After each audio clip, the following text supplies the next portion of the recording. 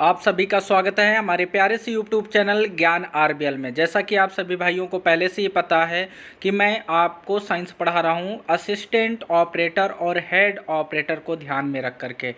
तो यहाँ पर आपके कई सारे लेक्चर हो चुके हैं। अगर अभी तक उन लेक्चरों को आपने नहीं देखा है तो इसका लिंक डिस्क्रिप्शन में दिया हुआ है, आप जा कर के उन वीडियो को देख सकते हैं साथियों। यहीं पर बहुत बड़ी खुशखबरी है साथियों आप सभी के लिए। यहाँ पर ज्ञान आरबीएल ऐप पर आप लोगों के लिए सफलता बैच को लॉन्च कर दिया गया है। जी हाँ, सफलता बैच और जो जूनियर असिस्टेंट 2022 को देख करके लॉन्च किया गया है। 10 जुलाई तक अगर आप लोग रजिस्ट्रेशन करा लेते हैं तो इसकी फ़ीस आपको पड़ेगी 199 रुपये। अगर इसके बाद आप आते हैं रजिस्ट्रेशन कराते हैं तब इसका शुल्क बढ़ा करके 249 रुपये कर दिया जाएगा। तो इस चीज़ का ज़रूर आप लोग फ़ायदा उठाएं।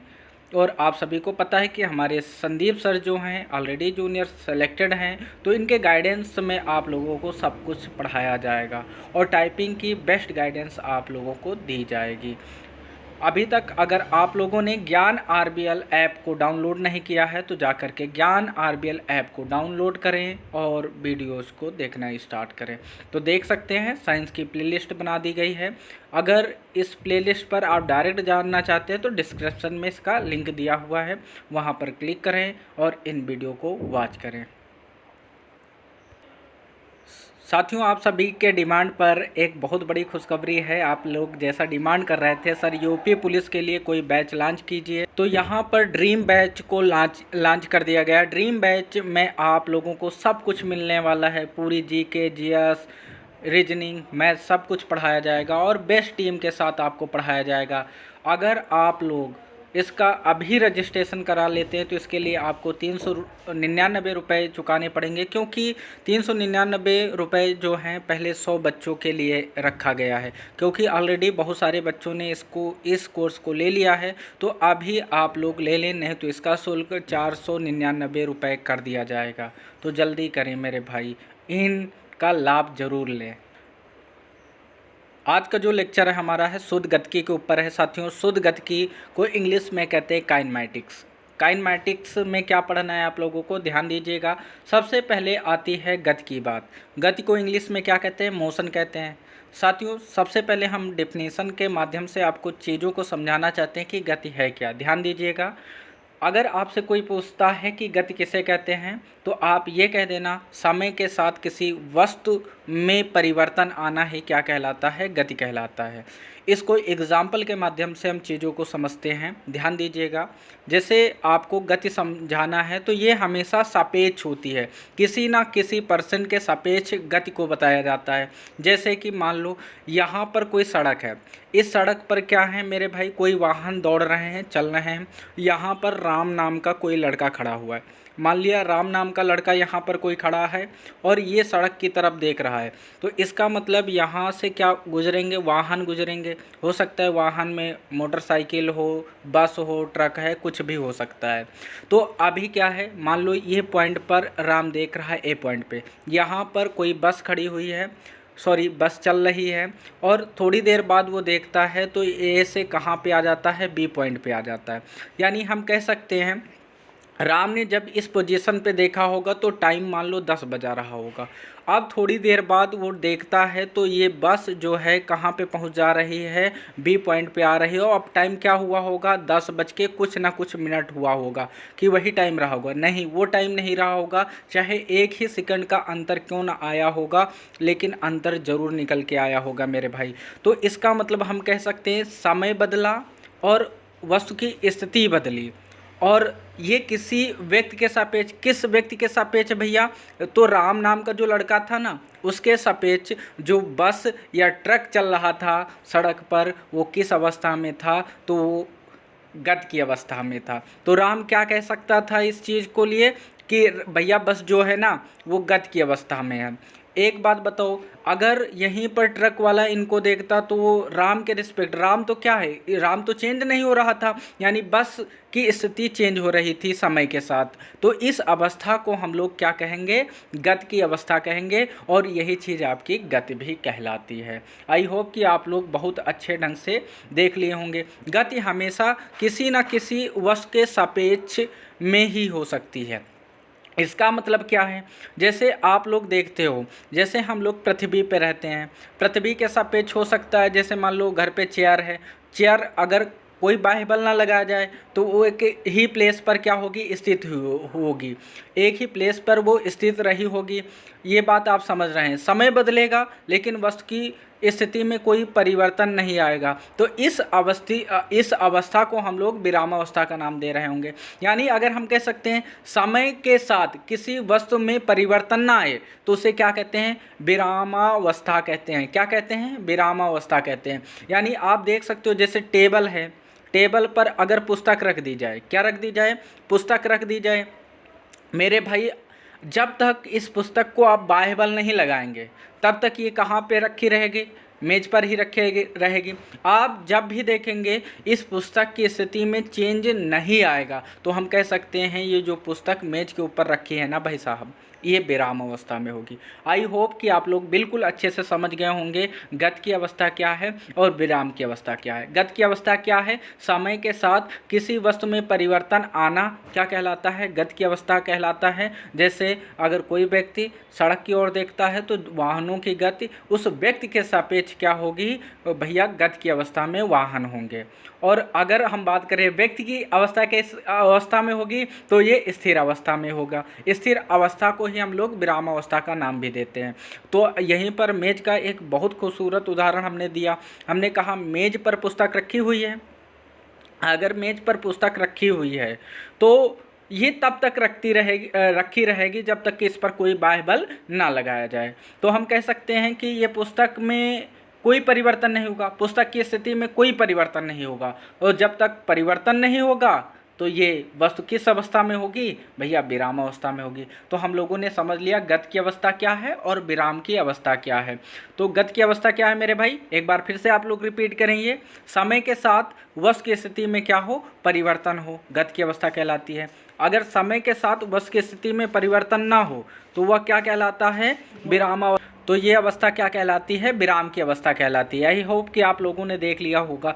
तो आइए एक एग्जाम्पल और बहुत सारा खूबसूरत सा लेते हैं एग्जाम्पल। तो साथी अगर हम लोग नाव पर बैठते हैं, नाव पर बैठ कर के साथी अगर हम इसको किसी किनारे पर खड़ा कर देते हैं, अगर किनारे पे खड़ा हुआ है तो अब क्या होता है, ध्यान दीजिएगा। जैसे ही हम लोग इसको क्या करते हैं, ध्यान दीजिएगा, यदि हम नाव पर बैठकर किसी नदी को पार कर रहे हैं तो हम नाव के सापेक्ष, जैसे नाव के ऊपर हम बैठे हैं ना, तो नाव के सापेक्ष हम तो स्थिर अवस्था में ही होंगे। क्यों होंगे, क्योंकि भाई नाव और मेरी पोजीशन में कोई चेंज थोड़ी ना आ रहा है, कोई चेंज नहीं आ रहा है। लेकिन हम एक किनारे को देखेंगे तो किनारे के सापेक्ष, जैसे कोई किनारा होगा ना तो किनारे के सापेक्ष नाव किस अवस्था में होगी, गति की अवस्था में होगी। लेकिन आपकी गति और नाव की गति सेम है, इस वजह से आप विराम अवस्था में होंगे। किसके सापेक्ष, नाव के सापेक्ष। अगर नाव के सापेक्ष आपकी स्थिति देखें तो विराम अवस्था में, अगर मान लो किनारे की स्थिति में देखें तो किनारे की स्थिति में अगर देखा जाए, किनारे के सापेक्ष में देखा जाए तो आपकी स्थिति क्या होगी साथी, गति की स्थिति होगी। बात समझ रहे हैं ना, आप गति की अवस्था में होंगे। अभी नहीं समझे होंगे, एक एग्जाम्पल और लेके आपको चीज़ों को समझाते, ध्यान दीजिएगा। जैसे मान लो राम नाम का कोई व्यक्ति है और एक श्याम नाम का कोई व्यक्ति है, दोनों सेम स्पीड से चल रहे हैं। सेम स्पीड का मतलब कैसे, जैसे 10 किलोमीटर प्रति घंटा की स्पीड से ये भी दौड़ रहा है और श्याम भी कितने की स्पीड में दौड़ रहा है, 10 किलोमीटर प्रति घंटा की स्पीड में दौड़ रहा है। तो इन दोनों की अपनी, जैसे राम के सापेक्ष श्याम की स्थिति और श्याम के सापेक्ष राम की स्थिति क्या होगी, स्थिति में कोई परिवर्तन होगा, नहीं होगा। क्यों नहीं होगा, क्योंकि इन दोनों की चाल सेम है। क्योंकि आपको पता है जितना डिस्टेंस ये कवर करेगा उतना डिस्टेंस, जितना डिस्टेंस राम कवर करेगा उतना ही श्याम करेगा। तो अगर यहाँ पर बात करें ए पॉइंट पर, पहले मान लो 10 बजे ए पॉइंट पे थे, दोनों ए पॉइंट पे थे। तो अब टाइम बीतेगा, मान लो 1 घंटे बाद ये कहाँ पे होंगे, तो ये बी पॉइंट पे ये भी होगा, श्याम भी कहाँ होगा, बी पॉइंट पे। यानी कहने का मतलब इनकी स्थिति में कोई परिवर्तन नहीं आ रहा। तो राम के सापेक्ष श्याम किस अवस्था में होगा, विरामावस्था में होगा, और श्याम के सापेक्ष राम किस अवस्था में होगा, विरामावस्था, क्योंकि इनकी स्पीड सेम है साथियों। अगर दोनों दो वस्तुओं की स्पीड सेम है तो हम कह सकते हैं फिर ये विरामावस्था में होगा। अगर हाँ, यहीं पर एक एग्जाम्पल और लेकर हम चीज़ों को समझाना चाह रहे हैं, बहुत अच्छे ढंग से ध्यान दीजिएगा। जैसे मान लो ये राम है और ये क्या है, श्याम है। राम ही श्याम का ही एग्जाम्पल लेके हम आपको बताते हैं। मान लो ये 10 किलोमीटर प्रति घंटा की स्पीड से दौड़ रहा है, ये 5 किलोमीटर प्रति घंटा की स्पीड से दौड़ रहा है। तो हम कह सकते हैं कि राम थोड़ा सा आगे होगा और श्याम क्या होगा, पीछे होगा। श्याम पीछे होगा तो श्याम की स्थिति में राम किस अवस्था में होगा, गति की अवस्था में होगा। क्यों? क्योंकि समय के साथ इनकी स्थिति में लगातार परिवर्तन होता जाएगा। बात समझ में आई। और यहीं पर एक और पॉइंट छूट गया है, वो भी पॉइंट आपको हम अच्छे से क्लियर कराना चाहते हैं। मान लिया राम श्याम का, जैसे हमने 10 किलोमीटर का एग्जाम्पल लिया था, 10 किलोमीटर प्रति घंटा। मान लो राम दौड़ रहा है, श्याम भी 10 किलोमीटर प्रति घंटा की स्पीड से दौड़ रहा है। तो यहाँ पे 10 किलोमीटर प्रति घंटा की स्पीड से दौड़ रहा है। तो राम के सापेक्ष श्याम किस अवस्था में होगा, विरामावस्था में होगा। राम के सापेक्ष श्याम किस अवस्था में होगा, विरामा के अवस्था में होगा। मान लो यहाँ पे कोई पिंटू नाम का लड़का है, कहीं दूर से देख रहा है इनको, तो पिंटू के सापेक्ष श्याम और राम क्या हैं, गति की अवस्था में होगा। इस बात को ध्यान दीजिएगा भाई साहब, बड़ी बात बता रहे हैं। राम और श्याम एक दूसरे के सापेक्ष तो विरामावस्था में होंगे, लेकिन अगर थर्ड पर्सन उनको कहीं से देख रहा है, दूर से देख रहा है, तो उसके सापेक्ष ये दोनों लोग गति की अवस्था में होंगे। आई होप कि आपको चीज़ें अब एकदम क्लियर हो गई होंगी। चलो आगे बढ़ जाते हैं। विराम की अवस्था हम बता ही चुके हैं आपको, समय के साथ वस्तु की स्थिति में परिवर्तन ना आए तो वही क्या कहलाती है, विरामा की अवस्था कहलाती है, जिसे स्टेट ऑफ रेस्ट भी कहते हैं हम लोग। जैसे मेज पर रखी किताब, अगर मेज पर किताब रख देंगे तो इसकी स्थिति साथी कभी भी चेंज नहीं होगी जब तक कि हम लोग बाह्य बल नहीं लगाएंगे। बात समझ रहे हैं ना। अब यहीं पर दूरी की बात कर लेते हैं। दूरी को इंग्लिश में कहते हैं डिस्टेंस। साथियों आपने देखा होगा कि डिस्टेंस क्या है। तो जैसे मान लो आप लोग कहीं जाते हैं, मान लो कि हम अमावा में हैं। एग्जाम्पल के तौर पे हमने 2 प्लेस का नाम ले लिया है, एक अमावा है और अमावा से आपको कहाँ आना है, रायबरेली आना है। तो साथी रायबरेली आना है तो सीधी सी बात है, आप क्या कवर करके आओ, मार्ग की लंबाई ही तो कवर करके आओगे। किसकी क्या कवर करके आओगे, मार्ग की लंबाई ही ना, क्योंकि भाई ये मार्ग ही तो है। मार्ग का मतलब रास्ता, रास्ते की जो लंबाई होती है उसे ही हम लोग क्या कहते हैं, दूरी। आई होप कि आपको चीज़ें क्लियर हो गई होंगी। मार्ग की लंबाई ही एक प्रकार की क्या होती है, दूरी। तो ये जो मार्ग की लंबाई है कौन तय करता है, विरामावस्था वाली चीज़ें कि गतिमान वाली अवस्था वाली। तो आप कहेंगे जो गति कर रहा होगा ना वही दूरी कवर करेगा। भाई विरामावस्था में है तो चलेगा ही नहीं। क्यों नहीं चलेगा, क्योंकि उसकी स्थिति में चेंज ही नहीं आएगा। जब इस स्थिति में चेंज ही नहीं आएगा तो दूरी क्या कवर करेगा वो। आई होप कि आपको चीज़ें बिल्कुल क्लियर हो गई होंगी। अगर आपसे कोई दूरी पूछता है ना तो दूरी को आप कैसे एक्सप्लेन करेंगे, तो आप कहेंगे कि हम लोग क्या कवर करते हैं, मार्ग की लंबाई। और मार्ग की लंबाई कौन तय कर पाएगा, जो गति कर पाएगा, जो गति करेगा, सीधी सी बात है। तो हम कह सकते हैं कोई गतिमान वस्तु द्वारा तय की गई मार्ग की लंबाई ही दूरी कहलाती है। और आपको पता होना चाहिए दूरी का जो मात्रक होता है फिजिक्स में मीटर, और आपको पता है किलोमीटर होता है। मीटर या किलोमीटर आपने देखा होगा, आपको कहीं जाना है, मान लो रायबरेली से वाराणसी जाना है आपको, तो भाई आपने देखा होगा मार्ग में क्या लिखा होता है, किलोमीटर लिखा होता है, क्योंकि किलोमीटर कहीं ना कहीं थोड़ा सा बड़ा मात्रक होता है मीटर के सापेक्ष। तो हमेशा जो होती है फिजिक्स में बात करें तो दूरी का जो एसआई मात्रक है मीटर लिया जाता है मेरे भाई। और मार्ग की लंबाई जैसे हम रास्ता पे चलते हैं ना, वहाँ पे फिर किलोमीटर में लिखी हुई चीज़ें आपको मिल जाएंगी। ये चीज़ आपको क्लियर होना चाहिए। अब विस्थापन की बात करते हैं। विस्थापन होता क्या है, असल में इस चीज़ को हम आपको समझाना चाह रहे हैं। मान लो विस्थापन है क्या, जैसे मान लो ए और बी, जैसे अब राम का ही एग्जाम्पल हम ले लेते हैं। जैसे राम क्या है, जैसे राम पहले क्या होता है, ये घर है राम का। राम का घर है और ये क्या है, स्कूल है। बात समझ रहे हैं ना। तो अब यहाँ पर ध्यान दीजिएगा, राम क्या है, घर से स्कूल जाता है। कहाँ जाता है, घर से स्कूल जाता है और फिर स्कूल से घर आ जा रहा है। कहाँ आ जा रहा है, घर आ जा रहा है। तो हम कहेंगे मान लो इसकी जो दूरी है ना 2 किलोमीटर है। कहाँ है, 2 किलोमीटर है। तो इसका मतलब घर से राम जाएगा 2 किलोमीटर जाएगा और 2 ही किलोमीटर ही वापस आ जाएगा। तो हम कह सकते हैं राम की जो प्रारंभिक स्थिति थी वो कितना था, 2 किलोमीटर ही था। अंतिम स्थिति वो 2 किलोमीटर ही आएगा, क्योंकि 2 किलोमीटर आएगा। अंतिम स्थिति क्या हो जाएगी उसकी, तो अंतिम स्थिति उसकी क्या हो जाएगी भाई, 2 किलोमीटर जाएगा, 2 किलोमीटर आएगा। तो हम कहेंगे विस्थापन कितना है, कोई वस्तु जहाँ से जाती है ना वहीं पे आ जाए तो विस्थापन साथी कितना हो जाता है, 0 हो जाता है। इस बात को ध्यान रखना आप लोग।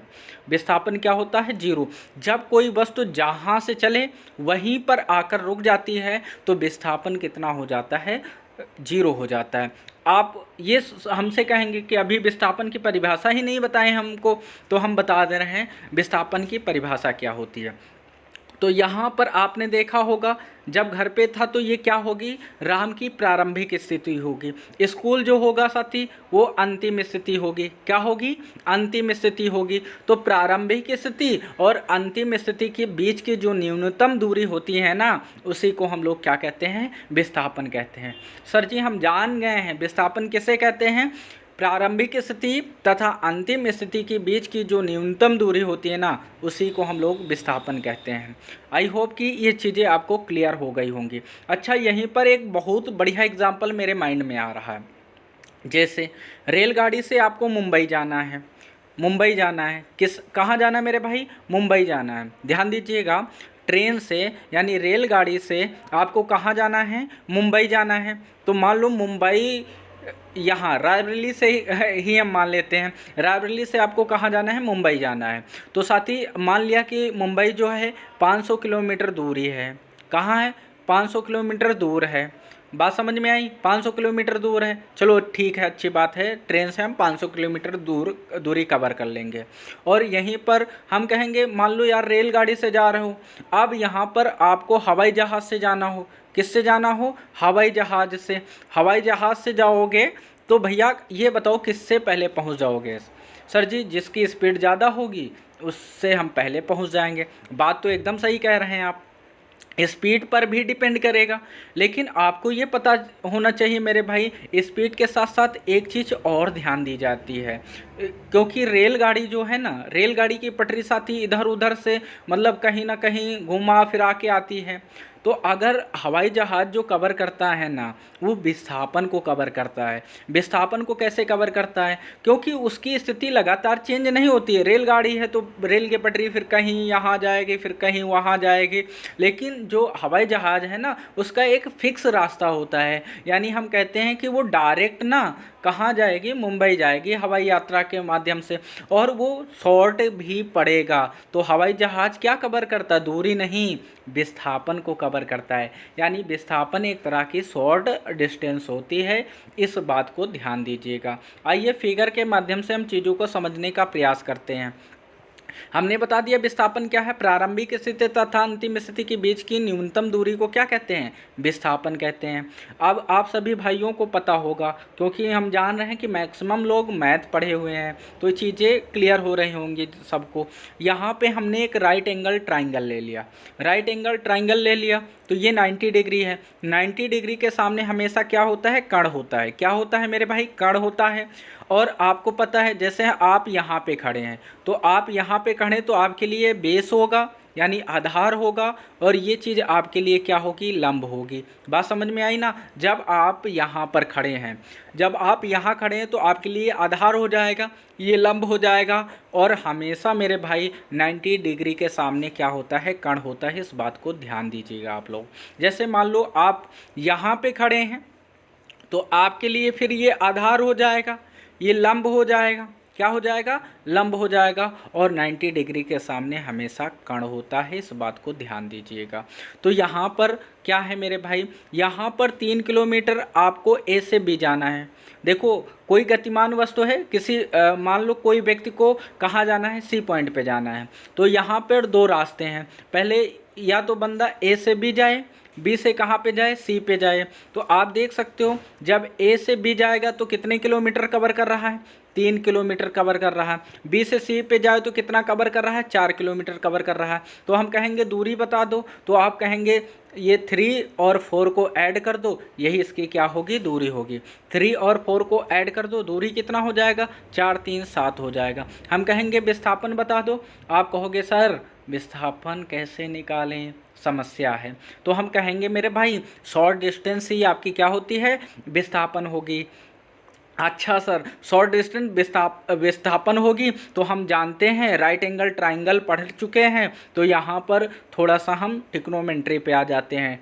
ट्रिग्नोमेट्री में क्या होता है, 90 डिग्री के सामने वाला क्या होता है, कर्ण होता है। हम इसके लिए क्या हो जाएगा, आधार हो जाएगा, ये लंब हो जाएगा। तो हम सब लोग पढ़ चुके हैं मैथ में पाइथागोरस थ्योरम, क्या पढ़ चुके हैं, पाइथागोरस थ्योरम।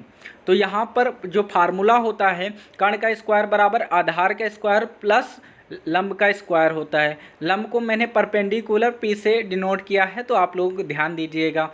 तो यहाँ पे के स्क्वायर इक्वल टू क्या हो जाएगा, आधार का स्क्वायर प्लस पी किसको दिखा रहा है, लंब को, क्योंकि लंब को इंग्लिश में परपेंडिकुलर कहते हैं, तो हमने पी से इसको डिजाइन किया हुआ है, तो ध्यान दीजिएगा, कंफ्यूज नहीं होना। तो आधार पे यानी बेस पर कितना दिया हुआ 3, तो 3 और इसका स्क्वायर है तो स्क्वायर लगा लिया गया।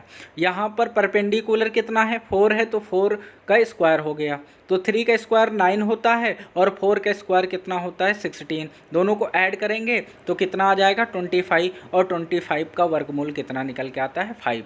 आई होप कि क्लियर हो गई होगी।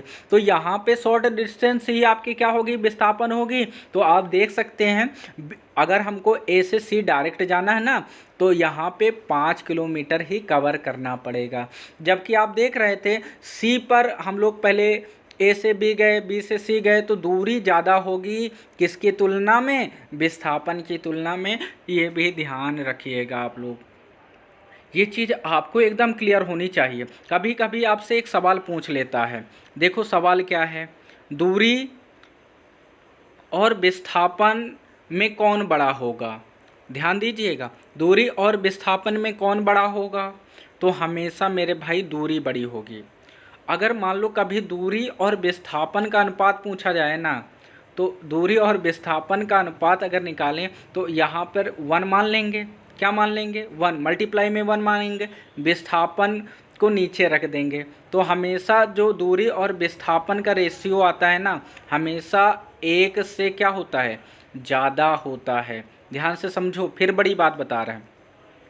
हमने कहा भाई देखो यहाँ पे ध्यान दो, हमने कहा दूरी आपकी ज़्यादा होगी, तो दूरी को मैंने ज़्यादा कर लिया, इधर विस्थापन लिख लिया, विस्थापन लिख लिया, मल्टीप्लाई में 1 लिख लिया। विस्थापन को इधर भेज दो तो दूरी बटे में क्या हो जाएगा, विस्थापन हो जाएगा, बटे में विस्थापन। तो आप देख सकते हो यहाँ पे दूरी और विस्थापन का जो रेशियो आएगा वो क्या 1 से बड़ा दिख रहा है क्या, बिल्कुल दिख रहा है। तो आई होप कि आपको चीज़ें बिल्कुल क्लियर हो गई होंगी। तो ये चीज़ आप लोग ध्यान दीजिएगा। हाँ, यहाँ से सवाल तो बहुत अच्छे अच्छे आते हैं। दूरी कैसी राशि है, तो अदिश राशि है। अदिश राशि को हमने पढ़ाया था, जिसमें केवल परिमाण की आवश्यकता होती है, दिशा की नहीं। वो क्या कहलाती है, अदिश राशि कहलाती है। और तो दूरी कैसी राशि है, अदिश राशि। क्यों, क्योंकि दूरी में केवल परिमाण होता है, दिशा नहीं होती है। और ये दूरी ना हमेशा क्या होती है, धनात्मक होती है। और यहीं पर विस्थापन के संदर्भ में बात कर लें तो विस्थापन कैसी राशि है, तो विस्थापन सदिश राशि होती है। सर सदिश राशि क्या होती है फिर, तो हम कहेंगे सदिश राशि जिसमें परिमाण और दिशा दोनों हो, वो क्या होती है, सदिश राशि होती है। तो विस्थापन भी सदिश राशि है। हम कहेंगे त्वरण बता दो मेरे भाई क्या है, तो त्वरण भी एक प्रकार की क्या है, आपकी सदिश राशि ही है। आई होप कि आपको चीज़ें बिल्कुल क्लियर हो गई होंगी। क्या विस्थापन 0 हो सकता है, बिल्कुल 0 हो सकता है। क्या विस्थापन धनात्मक हो सकता है, बिल्कुल हो सकता है मेरे भाई। क्या विस्थापन ऋणात्मक हो सकता है? बिल्कुल हो सकता है मेरे भाई, विस्थापन ऋणात्मक भी हो सकता है। ध्यान दीजिएगा, एक क्वेश्चन है, मैं आपको समझाना चाह रहा हूँ। मान लो कोई लड़का है और किसी बॉल को वो एच ऊंचाई तक फेंकता है। कितनी ऊंचाई तक? एच ऊंचाई तक फेंकता है। मान लो राम ही है, मान लो भाई राम का ही एग्जाम्पल ले लेते हैं। राम एक बॉल को एच ऊंचाई तक फेंकता है, फिर वो बॉल एच ऊंचाई से फिर ज़मीन पर आ जाती है। तो विस्थापन और कुल दूरी बताएं। हमने कहा विस्थापन आपको बताना है, कुल दूरी बताना है। तो विस्थापन कितना हो जाएगा? क्योंकि जो वस्तु जहाँ से फेंकी गई है वहीं वापस लौट आई है, तो इसका मतलब सर विस्थापन तो जीरो हो जाएगा। विस्थापन कितना हो जाएगा? जीरो हो जाएगा। हम कहेंगे दूरी, तो सर एच ऊंचाई पे गई, एच ऊंचाई पे आई, इसका मतलब एच गई प्लस एच आई, तो एच प्लस एच, इस तरीके से दूरी जो हो जाएगी 2h हो जाएगी। आई होप कि आपको बिल्कुल क्लियर हो गया होगा। फिर से समझते हैं चीज़ों को। हमने कहा मान लो राम है, एक बॉल को 5 मीटर ऊपर फेंकता है, वो 5 मीटर ऊपर फेंकता है, फिर बॉल ज़मीन पर आकर टकरा जाती है। तो कुल दूरी तथा कुल विस्थापन बताएं। सर विस्थापन तो अपना कितना हो जाएगा? जीरो। क्यों हो जाएगा जीरो? क्योंकि जो वस्तु जहाँ पे फेंकी गई थी वहीं पर फिर वापस आ गई, मतलब बॉल जहाँ से फेंकी गई थी वहीं पर फिर वापस आ गई, तो इस वजह से विस्थापन तो जीरो होगा। तो भाई हम कहेंगे दूरी बता दो। सर 5 किलोमीटर ऊपर गई थी और 5 किलोमीटर ऊपर से नीचे भी तो आएगी, सॉरी 5 मीटर ऊपर गई और ऊपर से 5 मीटर नीचे भी आई, तो 5 5 इस तरीके से कितना हो जाएगा? 10 मीटर आपका रिजल्ट हो जाएगा। आई होप कि ये सारी चीज़ें आपको बहुत अच्छे ढंग से समझ में आई होंगी मेरे भाई। अगर आपको चीज़ें समझ में आ रही ना, एक बार कमेंट में हमें ज़रूर बताना, क्योंकि आपके कमेंट से ही हमको पढ़ाने का मतलब समझो एक एनर्जी सा मिलता है साथी। तो कमेंट करके आप ज़रूर बताइएगा कि आपको ये क्लास कैसी लगी। तो मिलते हैं फिर नेक्स्ट वीडियो में, तब तक के लिए जय हिंद जय भारत मेरे।